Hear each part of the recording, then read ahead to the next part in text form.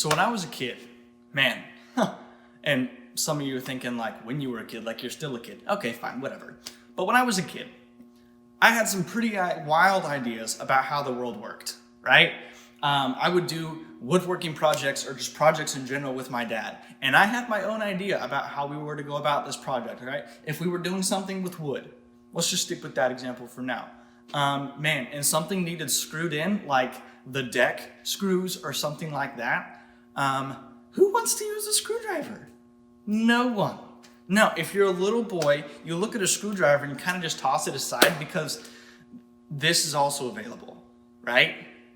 Like I would look at this thing and I'd be like, oh yeah, I'm going to be the best woodworker there ever has been. With this hammer, I will fix this deck.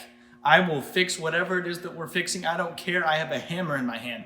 I'm invincible. I'm the greatest woodworker there ever has been. In my mind, that's how it worked. Now, if you're a logical human being, you're like, Phil, you're an idiot. Well, I think the same thing about myself when I was a kid at that age. But at that age, I was like, this is the coolest thing ever. I have a hammer. This is going to work for the screw. Yet it doesn't.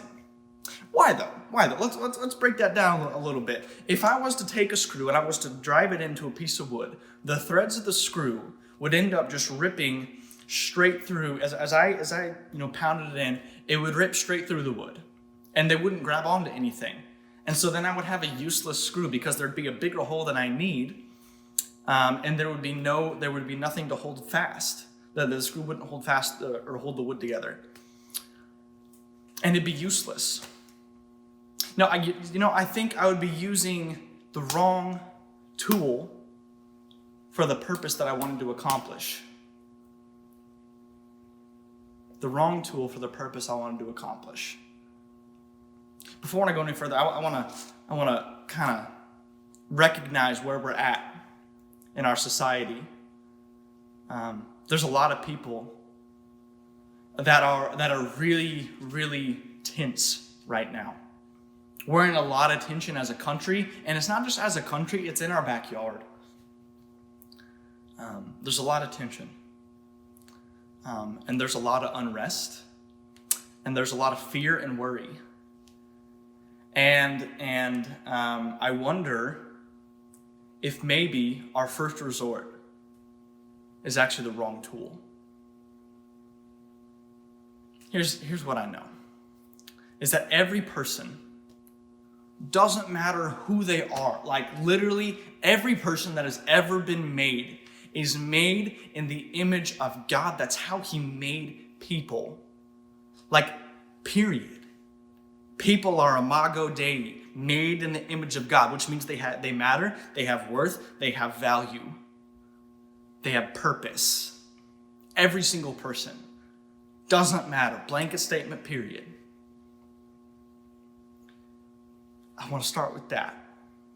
Yet right now, there are some people who, on both sides, are not being, and I'm not just talking about the protests going on right now. This is something that's been going on for years, for centuries, since the beginning of time, where humanity has decided, I'm going to treat you as less than human, right? We think that we have this right to treat people other than the way that they were created. And I'm telling you, that's not the way things are supposed to be. Yet right now, the way that we're fighting that is not the right tool either. Why? Because we're trying to fight people. Well, look at Ephesians. Ephesians 6:12. For we are not fighting against flesh and blood enemies. We're not fighting against people. The people are not the enemy right now. But we're fighting against evil rulers and authorities of the unseen world, against mighty powers in this dark world, and against evil spirits in the heavenly places. Do you hear what Paul is saying? Our battle right now, with all of the tension and with all of the fear going on right now, is not against people. Our battle is spiritual. Our enemy is not your neighbor. Our enemy is not your dad. Our enemy is not the person in whichever Facebook post that you disagree with. They're not the enemy. Enemy's Satan. You can't fight Satan with a physical tool. It's the wrong tool. You don't fight Satan that way. Because right now he's having a heyday. Because not only is our country divided, Christians are starting to become divided. And he's having a blast because he is winning in that regard. He's seeing the division and the disunity, and he's saying, oh, I'm breaking them apart. Wonderful. Because he knows that a unified church is dangerous for the kingdom. So here's my encouragement. Let's stop fighting a spiritual battle with physical tools. Let's stop fighting a spiritual battle as if we're trying to fight people, because we're not fighting people. We're fighting in a far more spiritual realm. Well, how do you fight a spiritual realm? You get on your knees. You get on your knees and you go to war in the spiritual realm. You get on your knees and you pray for compassion. You get on your knees and you pray for mercy. You get on your knees and you pray for healing.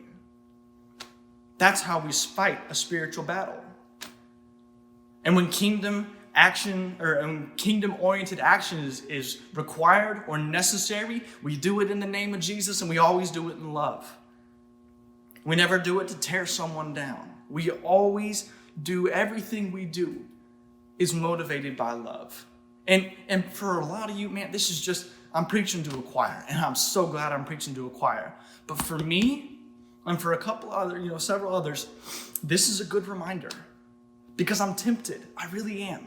I'm really tempted to see people as the enemy right now. People I disagree with, who are handling the tension, the racial tensions or whatever tensions wrong.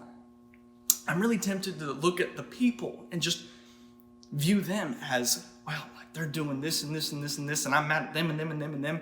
And I'm forgetting that Satan is behind it all. And so here's my encouragement.